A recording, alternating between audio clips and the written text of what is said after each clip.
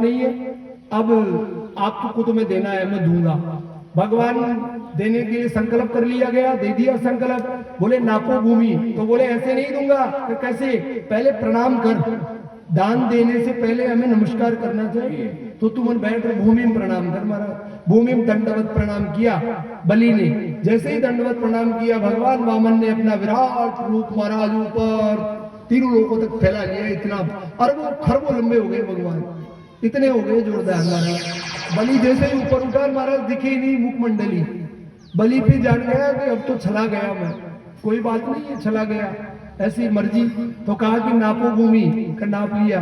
महाराज पहले पग में भगवान ने भूमि नापी, दूसरे पग में भूमि नापी, और 2 पैर में सारी त्रिलोकी नाप डाली भगवान ने।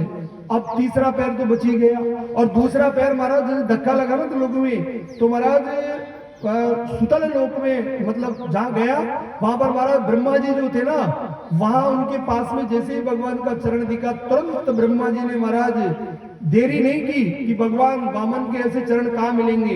महाराज कमंडल से जल निकाला और भगवान का वो चरण धो दिया। महाराज चरण धो लिया, और चरण धो करके और महाराज उस जल को अपने कमंडल में ही धारण कर लिया।